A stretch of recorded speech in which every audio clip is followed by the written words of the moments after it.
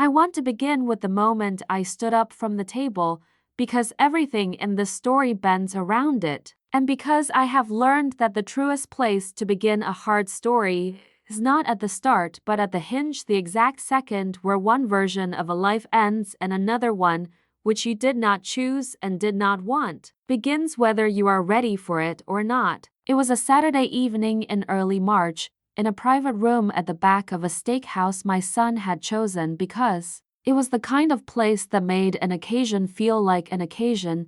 Dark wood and low gold light and white tablecloths heavy enough to feel expensive in your hand. There were 11 of us at that table. It was my son Daniel's 40th birthday, and I was standing, with my napkin still in my hand, and the whole room had gone quiet in the particular way a room goes quiet when something has just happened that everyone heard and no one is ready to name. And I set the napkin down beside my plate. Folded, I remember folding it, because even in that moment some part of me was the woman who folds her napkin, and I said, in a voice I kept very level, "I think I'll head home now. Happy birthday, Daniel. I love you," and I walked out. I did not slam anything. I did not cry, not there. I did not say the thing I could have said, the devastating true thing that was sitting right there in the middle of the table for anyone to pick up. I simply stood and folded my napkin and left a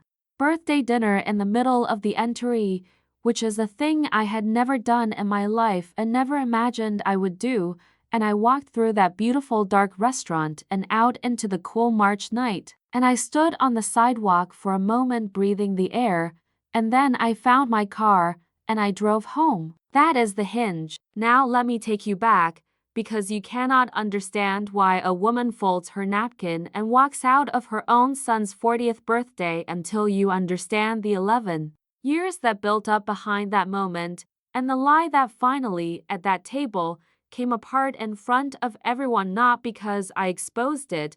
I want to be very clear about that.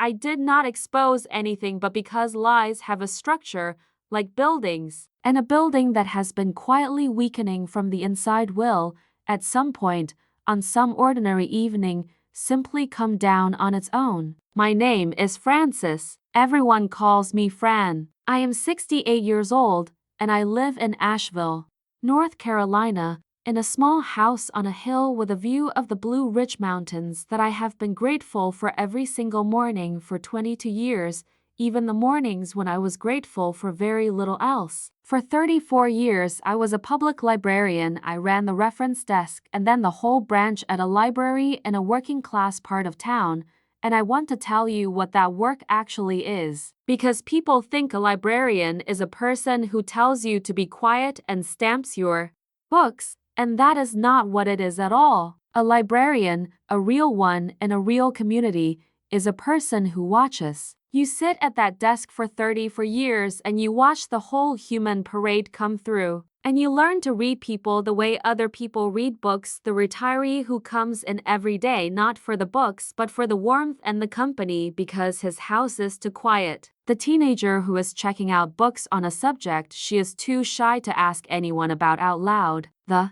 woman who returns the same self-help book 4 times because she keeps needing it and keeps being unable to finish it. You learn, over 34 years, to see what people are actually doing underneath what they appear to be doing. You learn that almost nobody says the true thing directly, and that the true thing is almost always there anyway, sitting just under the surface, visible to anyone who has trained themselves to look. I trained myself to look. It is the single most useful skill I have ever developed, and it is the skill that made the 11 years I am about to describe so quietly, privately difficult, because I could see, the entire time, what was happening, and seeing a thing is not the same as being able to stop it. I raised 2 children, mostly on my own. My husband, Walter, and I divorced when Daniel was 9 and my daughter, Ruth, was 6, not dramatically, not cruelly, just quietly, the way some marriages end, 2 people discovering over time that they had become strangers, sharing a kitchen and deciding, with more sadness than anger, to stop. He moved to Texas for work. He stayed in touch with the children in a distant, dutiful way. Birthday cards, the occasional phone call, and he was, in the end, more of a pleasant idea to my children than a present father. So it was the three of us in that small house on the hill for a very long time. And I want you to understand the quality of that, because it matters when you raise children mostly alone, on a librarian's salary, in a small house.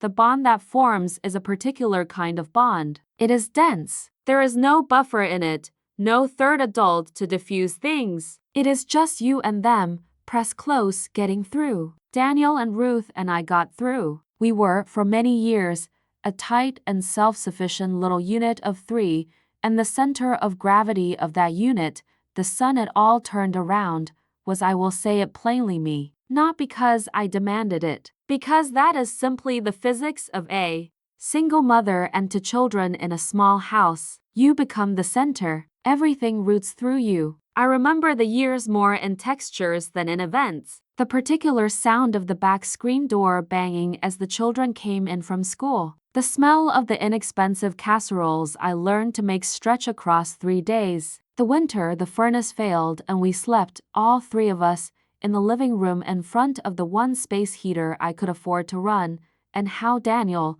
11 by then, had said it was like camping, had made it into an adventure for his little sister so she would not be worried. That was Daniel, even at 11, turning a hardship into comfort for someone else, smoothing the room. The summer evenings on the porch with the mountains going purple. The way I would lie awake after they were asleep doing arithmetic in my head, the relentless arithmetic of a single income, deciding which bill could wait and which could not. It was a hard life, and I will not romanticize it, but it was also, in its density, in its closeness, one of the richest things I have ever been part of, and I would not trade those years for an easier life if you offered me the trade tomorrow. We were poor in money and rich in each other, and I think that is precisely why what came later cut so deeply, because the closeness I am describing was not a small thing being chipped at. It was the central fact of my life, the thing I had built with my own hands over decades, and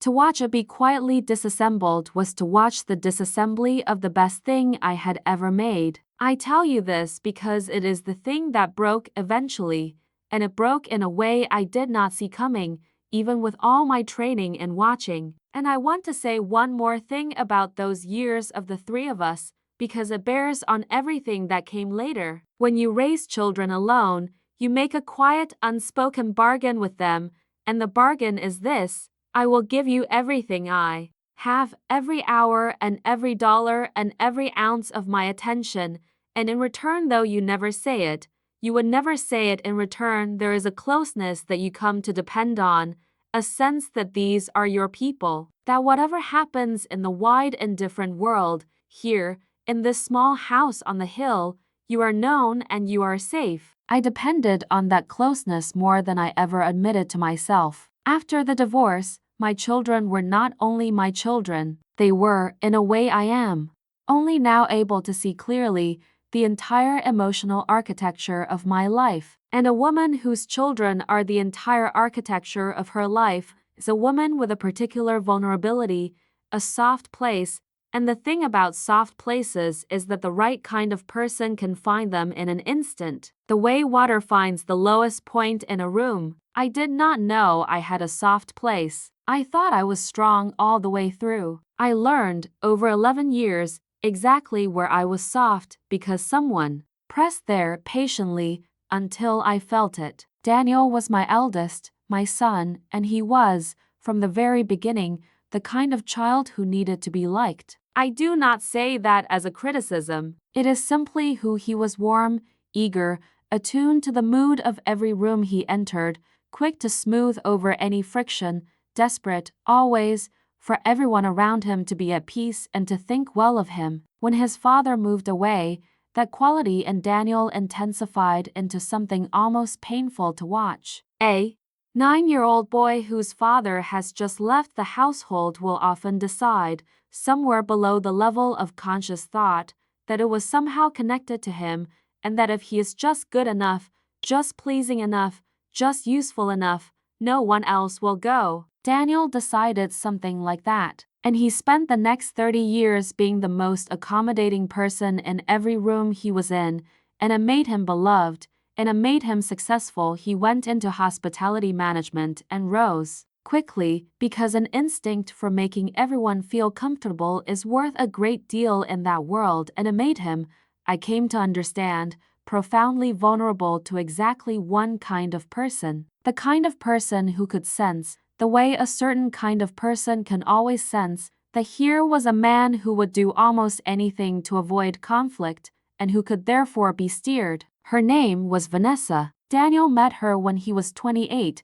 and they married when he was 29, and I want to be careful here, because I have had 11 years to think about Vanessa, and I have arrived at a place that is more complicated than the place I started, and I want to bring you along to that more complicated place rather than just handing you a villain. Because a villain is easy, and the truth was never easy. Vanessa was beautiful, and poised, and intelligent, and when she chose to direct her warmth at you, it was like standing in a patch of sun. She came from a family that had money and a particular kind of social confidence, and she carried herself like a person who had never once doubted that she belonged in any room she walked into. And from the very first dinner, I remember the very first dinner, Daniel brought her to my little house on the hill, and she was perfectly lovely and perfectly complimentary about my home, and I sat at my own kitchen table and watched her, with my 34 years of watching, and I felt a small cold thing settle in my stomach that I could not yet name and did not want to name, and told myself I was imagining, because what I saw underneath the loveliness was a person taking inventory, assessing, cataloging the assets and the liabilities of the family she was thinking about marrying into. And I saw her clock the bond between Daniel and me, the dense single mother and son bond, the way everything in his life still rooted through me, and I saw her file it neatly under liabilities. I told myself I was wrong. I told myself I was reading too much into a young woman in love. I told myself a great many comforting things, and I was, in the most important way, not wrong at all. The campaign, if I can call it that, and I have gone back and forth for 11 years on whether campaign is too strong a word, and I have decided it is exactly the right word, because a campaign does not require malice. It requires only a goal and patience, and Vanessa had both. The campaign was so slow and so subtle that for the first several years I genuinely could not have pointed to a single thing and said, there, that is the problem. It was never a single thing. It was the accumulation of 1,000 small things, each one individually deniable, each one easy to dismiss, and the design of it, and I do think there was a kind of design in it, even if it was an unconscious design, was precisely that no single piece of it could ever be objected to without making the objector look paranoid and petty. It worked, like water working on stone, slowly, invisibly, by erosion. It started with information. In the early years, when Daniel and I were still close in the old way, he told me things about his work, his worries, his life, because I was his mother, and that is what he had always done. And gradually, over the first 2 or 3 years of the marriage, the information slowed, and then it nearly stopped, and when I would learn things about my son's life, I increasingly learned them late and second-hand. And I came to understand that Vanessa had positioned herself as the sole conduit, not by forbidding Daniel to talk to me, nothing so crude, but by being subtly wounded whenever he did, by making his closeness with his mother into a small ongoing problem that it was easier for a conflict-averse man to solve by simply telling her less and, therefore, telling me less. He was not choosing her over me. He was choosing peace over friction, the way he had chosen it his whole life, and the structure of the marriage was arranged so that peace always meant distance from me. Then it was holidays. In the old days, holidays had been at my house on the hill. That was simply where the family gathered. It was the center, it was home. And one year, gently, it was suggested that perhaps this year they would do Thanksgiving at their place. It would be easier. Vanessa wanted to host. Wasn't that nice? She was making such an effort. And of course it was nice, and of course I said yes, because what kind of mother resents her daughter-in-law for wanting to host Thanksgiving? And the next year it was Christmas too, and the year after that the gatherings at their house had simply become the default, and the gatherings at my house had simply, quietly, stopped, and I had agreed to every single step of it, each step reasonable, the sum of the steps profound. This is how it is done. Never in a way you can refuse, always in a way that would make you the villain to refuse. And the grandchildren they had too, a girl and a boy, my grandchildren, whom I loved with the helpless, enormous love that grandchildren summon. The grandchildren were the most tender front of the long, quiet campaign, because access to them became, over the years, something that flowed through Vanessa, and that could be subtly tightened whenever I had been, in some way I could rarely identify, insufficiently agreeable. A planned visit that got postponed for vague reasons. A closeness with the children that was gently managed, kept just cool enough. I never had a single thing I could point to. That was the whole point. There was never a single thing. I want to give you one concrete example, because the abstractions can wash over you and I need you to feel the actual texture of it. My granddaughter, the older of the two, had a dance recital when she was 6. I found out about it 3 days after it happened, not because anyone hid it from me.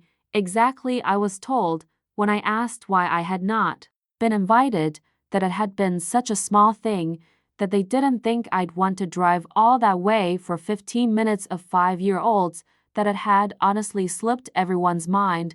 Each of those explanations was individually plausible. Each one, on its own, was the kind of thing that happens in busy families. But I had sat at a reference desk for 30 years learning to see patterns, and this was not a single event, it was a data point in a series, and the series told a story that no single point could tell.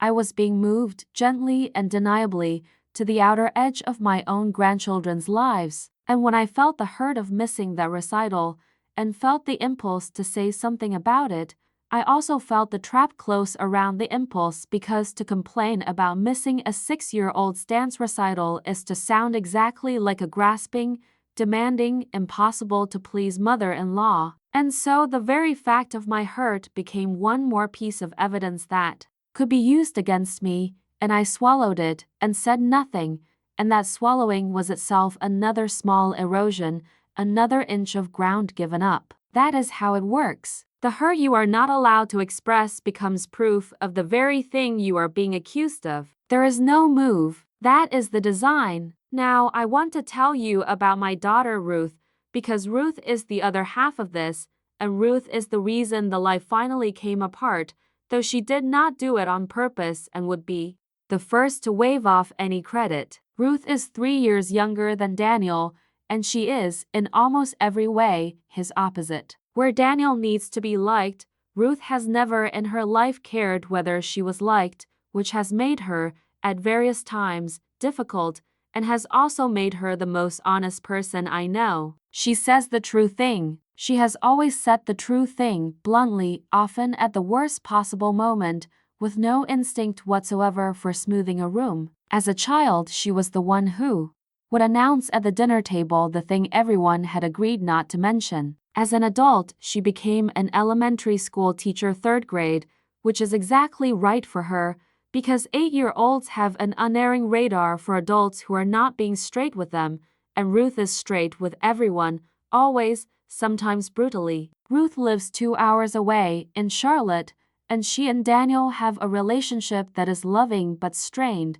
and the strain, I came to understand over the years, was almost entirely about Vanessa, because Ruth could see exactly what was happening. Ruth saw it even more clearly than I did, because she had none of my willingness to talk myself out of it, and Ruth could not stand it, and could not stay quiet about it, and Daniel could not stand to hear it, and so the two of them had drifted into a kind of careful, wounded distance. Ruth had said to me, more than once, over the years, in her blunt way, "Mom, she's cutting you out. She's been cutting you out for years. Why won't you fight it?" And I would tell her the thing I genuinely believed, which was that you cannot fight this kind of campaign, because the moment you fight it openly, you confirm every quiet thing your opponent has been suggesting about you: that you are difficult, that you are jealous, that you cannot let your son go, that you are exactly the meddling mother-in-law that justifies the distance. The trap is perfect. To object to being slowly erased is to prove you deserved to be erased. The only move available, I believed, was to be so consistently, unfailingly gracious that the story did not hold to never once give them the scene they needed to cast me as the problem. And so I was gracious. For 11 years, I was gracious. I attended everything I was invited to. I praised Vanessa's hosting. I never said a sharp word. I made myself deliberately into a person against whom no charge could be brought. Ruth thought I was being a coward. I told her I was being patient. The truth, I have come to think, was somewhere in between. I was being patient, and I was also, underneath the patience, afraid, because the deepest fear of any parent in my position is that if you fight, you might lose your child entirely. And a slow erasure at least leaves you with something, and something is so much better than nothing that you will tolerate almost any amount of quiet pain to keep it. If this story is reaching you somewhere real, take a quiet moment to subscribe and leave a like before we go on. It's how these stories find the people who need them. Now, let's keep going. Now, the lie. I have to be careful and precise here because the lie is the engine of this whole story, and I want you to understand its shape exactly. About a year before Daniel's 40th birthday, two things happened to me in the same season, both of them good, both of them entirely above board, and both of them destined to be twisted into something they were not. The first was that my mother, who was very much alive, 91 years old and sharp as a tack and living happily in a retirement community about 40 minutes from me, decided to sell the old family house she had been holding onto for years, a house none of us lived in anymore, and to simplify her life, she sold it, and it brought a good price, and she made a decision about the proceeds that was entirely hers to make. The second thing was that I retired, after 34 years, and the county pension and a modest retirement bonus came through at the same time. Two ordinary, lawful, lucky things arriving together, leaving me for the first time in my entire life with an actual financial cushion. Now, the part that matters. When my mother sold the house, she sat me down at her kitchen table and told me what she wanted to do with a meaningful portion of the proceeds. She wanted to give it to me, not to my children, to me. And she was very specific about her reasons, because my mother is a specific woman. She said, "Francis, you spent 34 years working at that library and you raised those two children alone, and you never once in your whole life had a dime of breathing room. I watched you do arithmetic at the kitchen table for 20 years. Your father and I could never help the way we wanted to. I am helping now. This is for you, in your old age, so that you can finally stop doing the arithmetic. I do not want to hear a single word of argument about it,"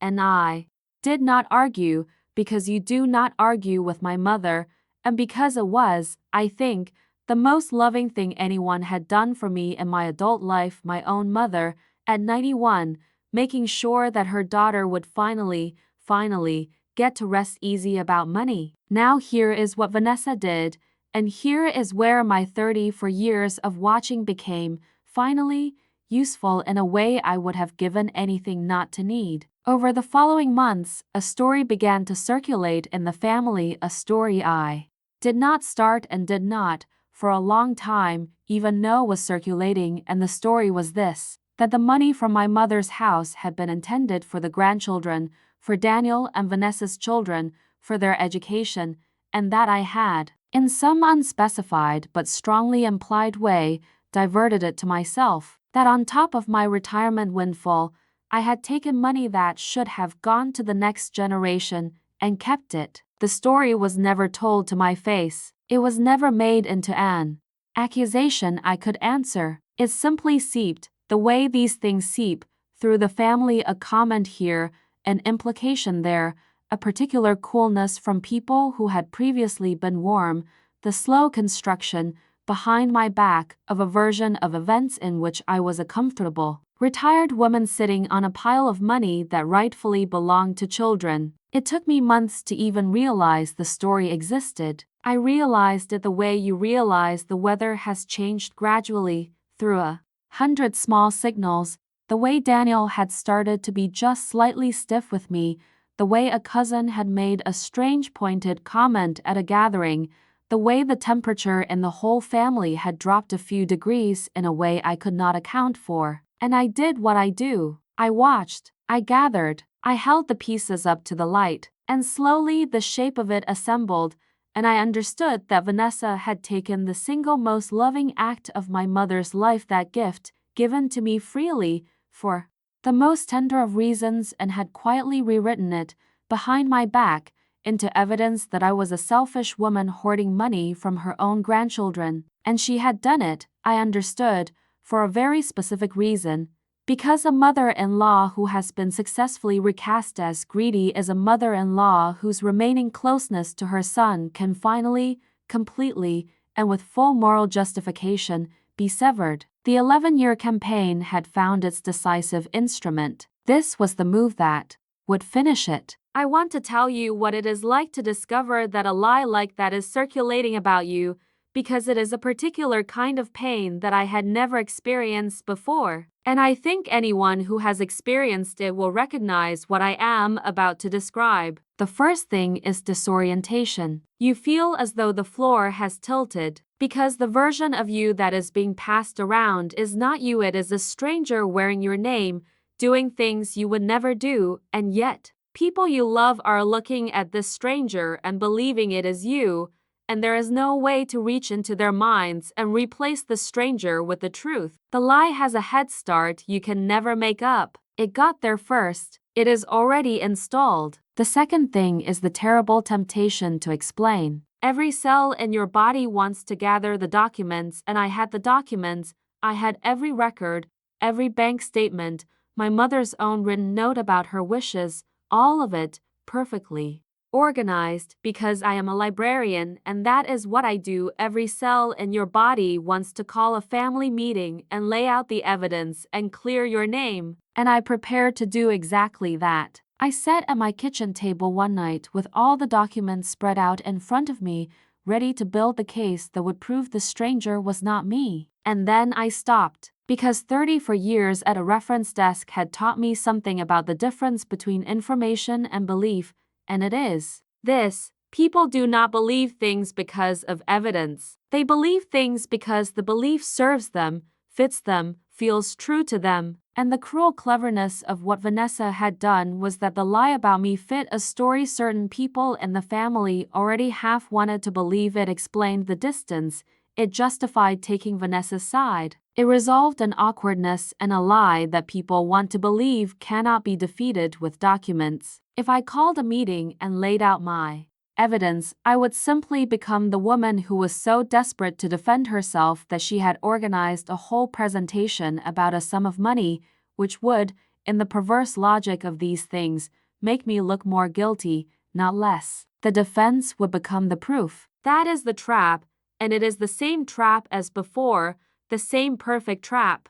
To defend yourself against the charge of being grasping and self-interested in a way that makes you look grasping and self-interested. So I put the documents away, and I made a decision that Ruth, when I told her, thought was insane, and that I have never once regretted. I decided to do nothing, to say nothing, to defend myself to no one, to simply continue being, exactly as I had been for 11 years, a woman against whom no honest charge could be brought, and to trust that a lie, unlike the truth, has to be actively maintained, and that the person maintaining it would eventually, inevitably, make a mistake. Because the truth can sit still, the truth requires no upkeep, but a lie is a structure held up by constant effort, and the bigger and more detailed it gets, the more effort it requires, and sooner or later the person holding it up gets tired, or careless, or too confident, and the whole thing comes down. I had decided to wait for that. I am a patient woman.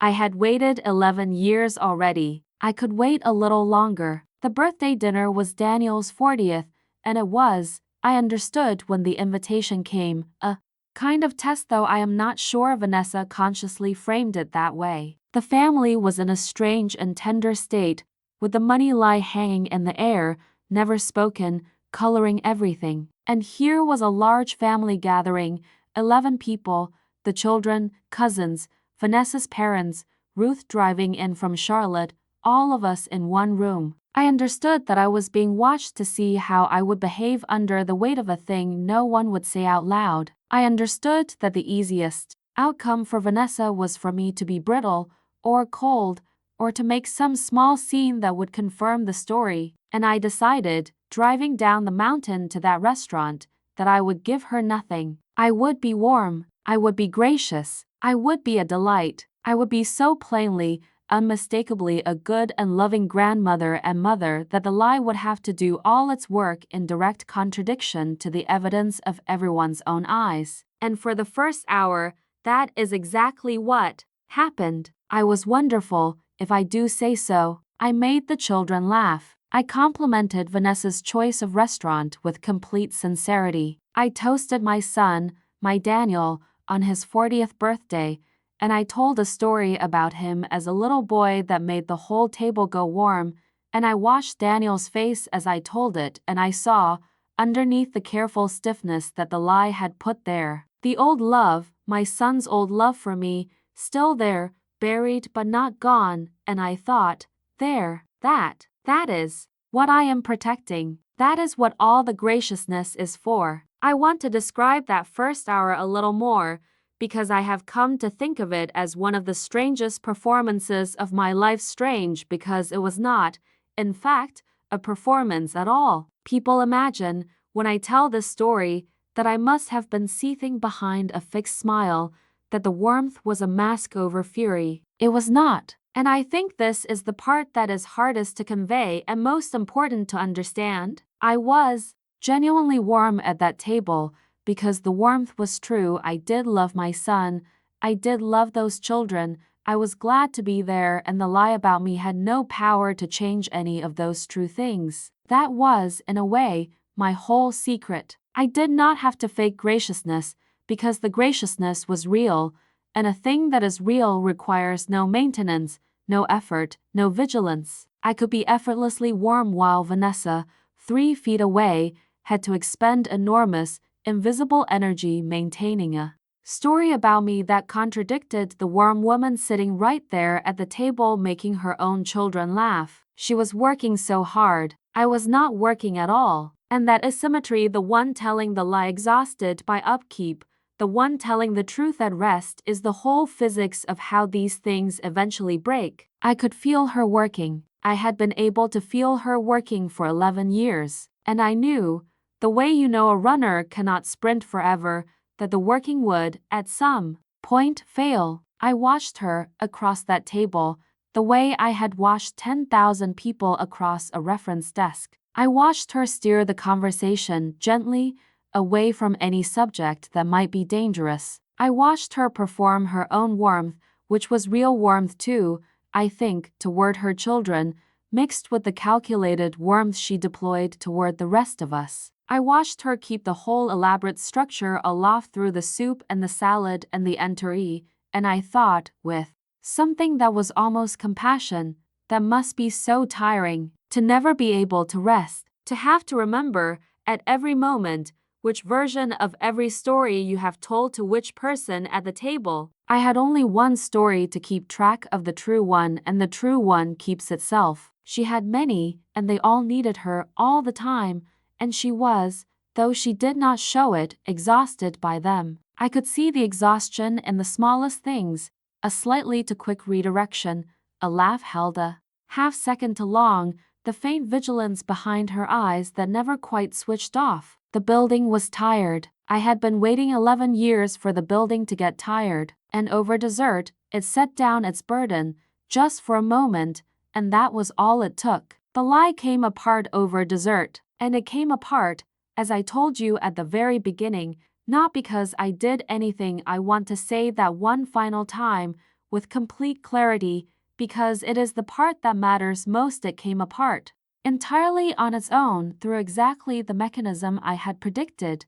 The person maintaining it got careless. Here is what happened. It was a small thing. It is always a small thing. Vanessa's mother, a pleasant, slightly oblivious woman named Carol, who I do not believe ever fully understood the role she was being used to play, was making conversation across the table, and she said, warmly, to Vanessa, something about how lovely it was that the grandchildren's college funds were coming along, and how generous it had been of Vanessa and Daniel to set them up so well, and wasn't it wonderful that the children's futures were so secure? And there it was. Because the lie, you understand, the lie that had been circulating about me for the better part of a year, was that I had kept money that was meant for the grandchildren's education, money that, in the story, the children therefore did not have. But here was Vanessa's own mother, at the table, in front of everyone, cheerfully describing the grandchildren's college funds as flush, secure,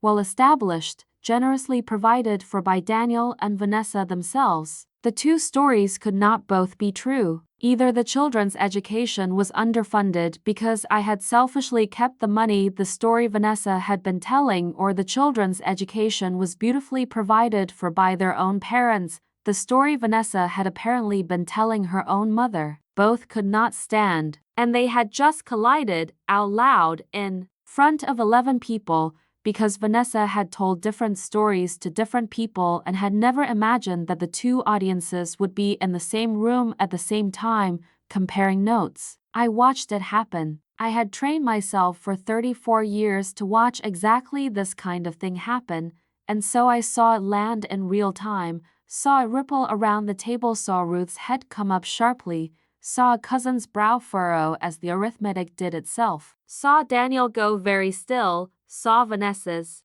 mother continue cheerfully on, utterly unaware of what she had just set off, and saw Vanessa's own face, for one unguarded half-second, do the thing a face does when a person realizes that two of their stories have just met in public and cannot be reconciled. It was the smallest flicker. Anyone not watching closely would have missed it entirely. I was watching closely. I have always been watching closely, and I saw the precise instant the building came down. And here is the thing I am proudest of in this whole long story. I did nothing. I said nothing. I did not point it out. I did not say, wait, that's interesting. I thought the children's education was the very thing I supposedly kept from them. I did not reach for the advantage, because I did not need to. The collision had happened in front of everyone, and the people at that table were not unintelligent, and the thing about a lie coming apart in public is that you must never, ever be the one seen pulling it apart, or you become the aggressor, and the one who told the lie becomes the victim, and the whole thing reverses on you. No, you let it come apart on its own. You let everyone at that table do their own arithmetic in their own heads. You let the silence do the work. And the silence was doing the work. I could feel it doing the work, could feel 11 people privately recalculating everything they thought they knew, and that was the moment, that exact moment of maximum silent recalculation, when I stood up. I stood up because I understood, with total clarity, that the most powerful thing I could possibly do was leave. Not in anger, not with a scene, the opposite of a scene.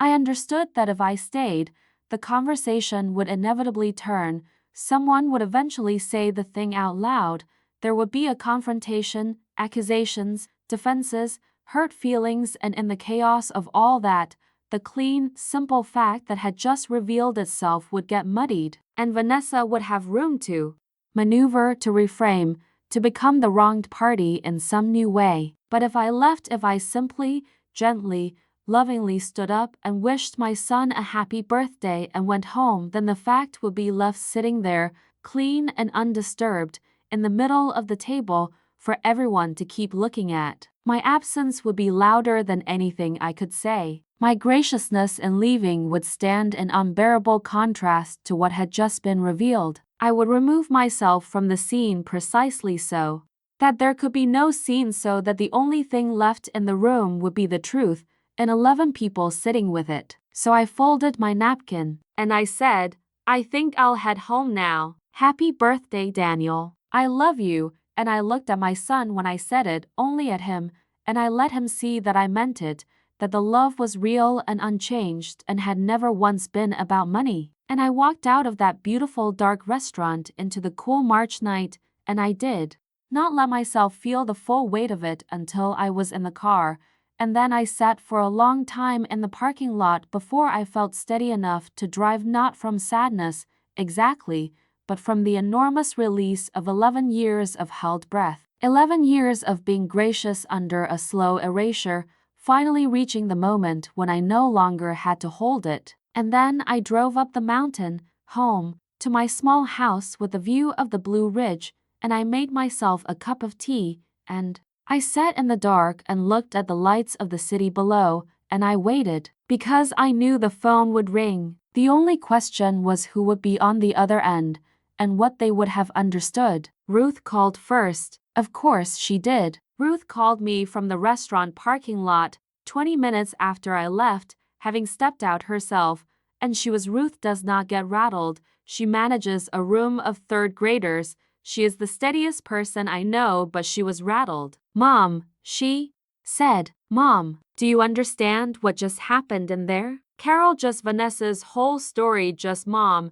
Everyone heard it. Everyone did the math. I watched Daniel do the math, and I said, gently, that yes, I had understood what happened, that in fact I had been waiting the better part of a year for something like it to happen, and there was a long pause on the line, and then my blunt, honest, plain-spoken daughter said, in a voice with something like wonder in it, you knew it would come apart. That's why you never defended yourself. You were just waiting, and I said, a lie has to be fed, Ruth. The truth can sit still. I just had to be patient enough to let her run out of food. Ruth told me what happened after I left, and I am going to tell it to you the way she told it to me, because I was not there and I will not pretend to a knowledge I do not have. After I walked out, she said, the table sat in silence for a moment, and then the children, sensing the strangeness, got restless, and Vanessa's mother, still oblivious, tried to restart the conversation, and it was Daniel, of all people, my conflict-averse son who had spent his whole life smoothing rooms, who did not let it be smoothed. Ruth said he turned to Vanessa very quietly and asked her a simple question about the college funds, just a clarifying question, the kind of question that cannot be smoothed away because it has only one true answer, and that Vanessa's reply was vague in a way that, after everything, was its own kind of confirmation, and that Daniel had gone quiet and still and had not said anything else, and the dinner had ended not long after in a kind of stiff,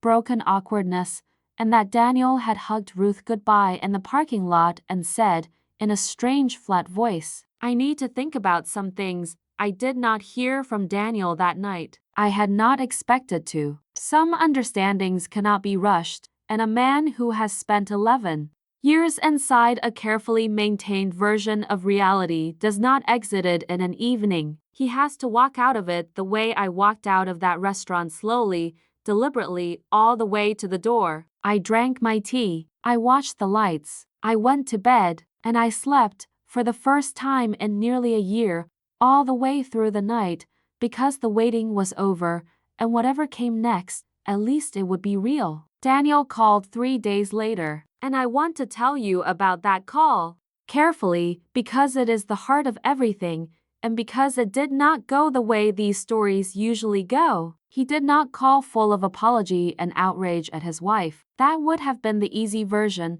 the satisfying version, and it would also have been false, because that is not how a real person actually processes the collapse of 11 years of his own carefully maintained comfort. He called, instead, confused and unsettled and defensive and ashamed, all at once, the emotions tangled together the way they actually are in a real human heart. He started by asking me, almost plaintively, to explain the money, and I heard, underneath the question, that some part of him still half wanted me to be guilty, because if I was guilty then his whole life made sense and nothing had to change. And I understood that impulse, and I did not resent it. But this time, I did explain. Not the way I would have explained in a defensive family meeting, not building a desperate case to clear my name. I explained the way a mother explains something to a son she loves. I told him about his grandmother. I told him about the sale of the old family house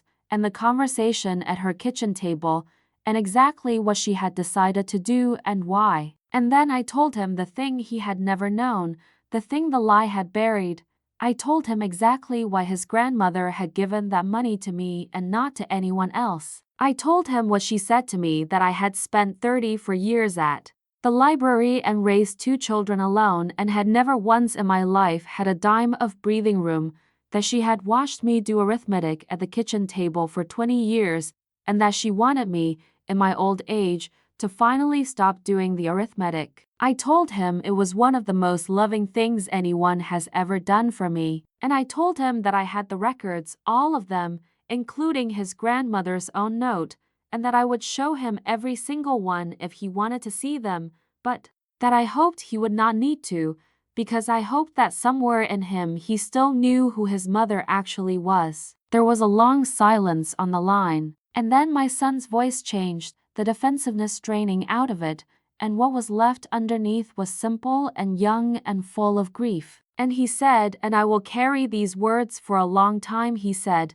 "Mom, I've spent 11 years slowly letting them tell me you were someone you're not. And the worst part is I let it happen because it was easier. Every time something didn't add up, I looked away because looking at it meant a fight, and I've spent my whole life avoiding the fight. And I avoided it right up until it was about whether my own mother was a thief. What is wrong with me that it took that?" And here was the moment. Here was the moment where the easy version of me would have comforted him, would have said, "Oh, sweetheart, it's not your fault," would have absorbed his pain the way I had absorbed everything for 11 years. And I did not do that. I had learned finally, after 11 years, the difference between loving someone and rescuing them from the truth they need to feel. So I did not rush to comfort him. I let him sit in it. And then I said, "There's nothing wrong with you, Daniel. You're a person who needs peace, and someone found that out and used it. That's not a character flaw, but it is a thing you're going to have to grow out of,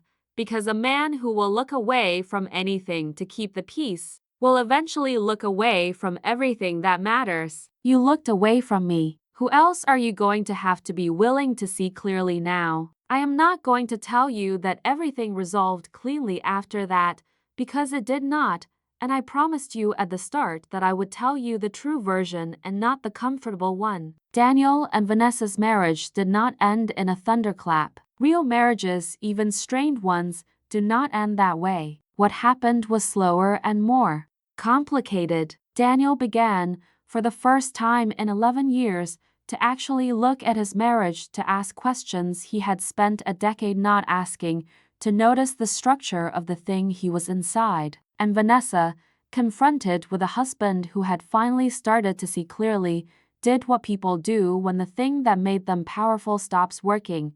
At first she tried to reframe, to recast, to find a way to become the wronged party again. But the trouble with a lie that has come apart in public is that you cannot put it back together, and the trouble with a man who has finally learned to see is that you cannot make him unlearn it. The marriage entered a long, hard period of counseling and difficult conversations that is, as I tell you this, still not fully resolved, and I do not know how it will end, and I have made my peace with not knowing, because it is not mine to resolve. It is Daniel's. For the first time, it is actually Daniel's. What I can tell you is that the lie about me faded. It faded the night it came apart at that table, because a story that has visibly collided with itself in front of witnesses cannot be revived, and within a few weeks the whole family's strange coolness toward me had thawed, replaced in most of them by a slightly embarrassed warmth. The warmth of people who realize they had half believed something they should not have and are quietly ashamed of it. No one ever apologized directly. They almost never do. But the temperature came back up, and the cousin who had made the pointed comment went out of her way to be kind to me, and Vanessa's mother, Carol, sweet oblivious Carol, who had unknowingly brought the whole thing down with one warm sentence about college funds. Carol sent me a card months later that did not mention any of it but was unmistakably an apology, and I keep that card in a drawer because there is something almost beautiful about the fact that the lie was undone not by my cleverness or my evidence but by the careless kindness of a woman who had no idea what she was doing. And Daniel and I are close again. Not in the old way. You cannot go back to the old way. The old way had its own problems, the old dense single mother and son bond that made him vulnerable in the first place. We are close in a new way, a way that has truth in it, and some hard-won clarity, and a son who has learned, in his 40s, finally, to see the people in front of him and to bear the discomfort of what he sees. He calls me himself now. He tells me things himself. He drove up the mountain last month, alone, and we sat on my porch and looked at the Blue Ridge in the evening light and did not say very much, and it was the most peaceful afternoon I have had in 11 years. And the peace in it was real peace, the kind you build out of truth, and not the false peace he had spent his whole life buying with his own erasure. There was a moment on that porch I want to tell you about, because it has stayed with me. We had been quiet for a long while, the two of us, watching the light change on the mountains,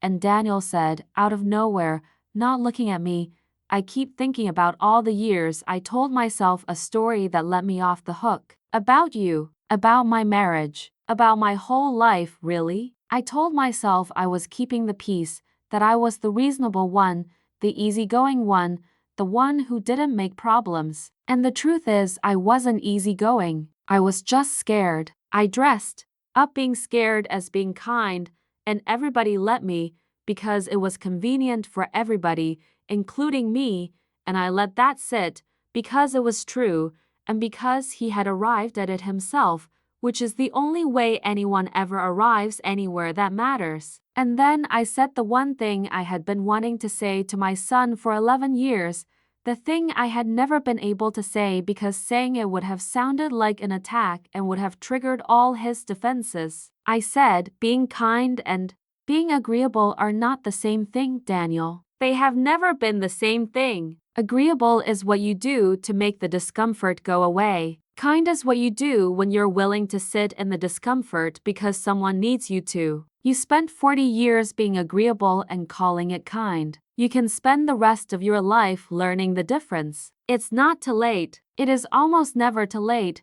He nodded slowly, and we went back to watching the mountains, and neither of us said anything else, because nothing else needed saying. I have thought since about how rare it actually is, what happened on that porch, a grown child genuinely seeing his parent clearly, and seeing himself clearly, and saying so out loud. Most of us never get that. Most parents go their whole lives having been a little misunderstood by their children, a little flattened into a role, a little taken for the weather instead of seen as a person. I had been bracing, for 11 years, to be one of those parents, to be slowly erased and then, eventually, remembered by people who had never quite known me. And instead, because a lie got careless over dessert, and because I had spent 11 years quietly making sure the truth about me was sitting right there ready to be seen the moment anyone was willing to look, I got the rarest thing. I got to be seen by my son while we still have all the time in the world to enjoy it. That is worth 11 years of patience. That is worth almost anything. I have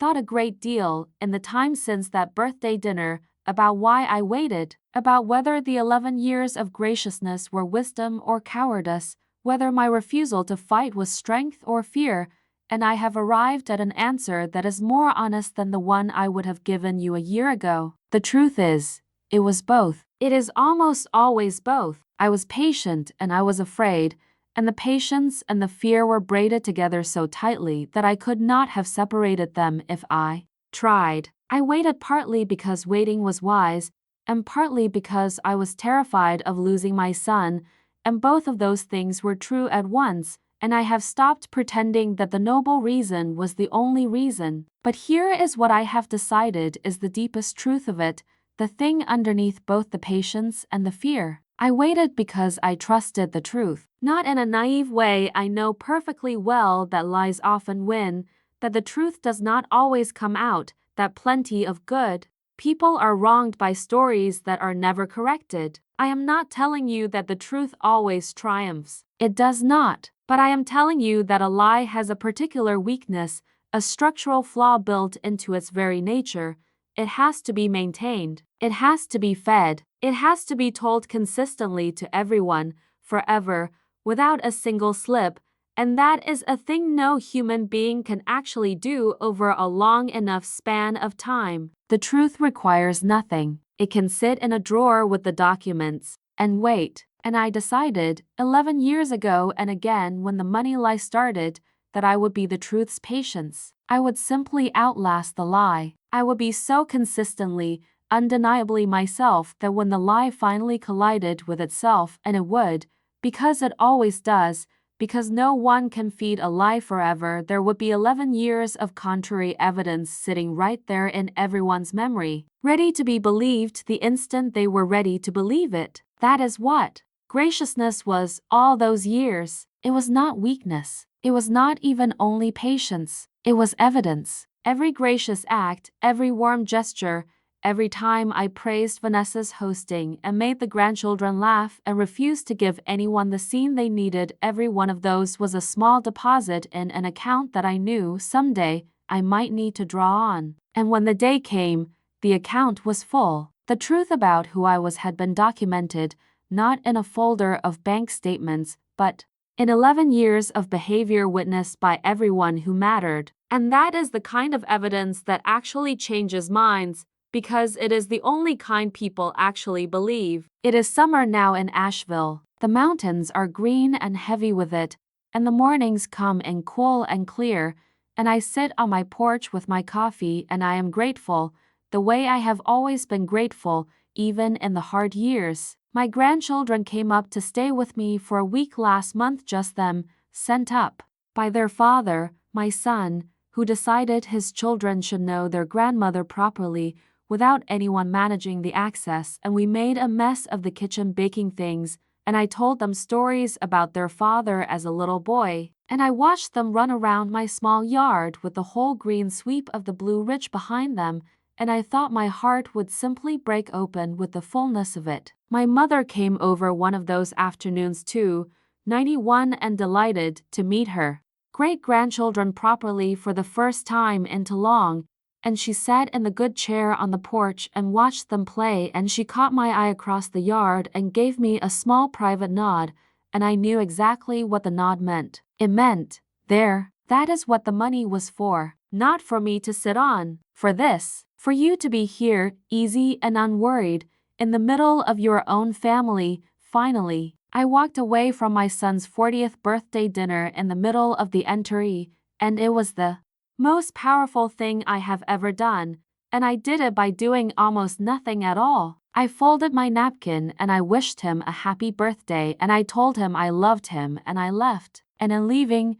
I let the truth stay in the room, clean and undisturbed, and do the work that no defense of mine could ever have done. I have thought about that napkin many times, the folding of it. Even in that moment, the woman who folds her napkin. I used to think that habit was just tidiness, just a small, compulsive neatness. I understand now that it was something else. It was the whole of me, refusing to the very last to become the disordered, grasping, seam-making woman the lie needed me to be. I folded my napkin because I was, even then, even leaving, exactly who I had always been. And being exactly who I had always been, consistently, for 11 years, without a single slip that turned out to be the only thing I ever needed. The lie needed me to be someone else. I simply declined. For 11 years, I declined. And then one evening, over dessert, in a dark steakhouse,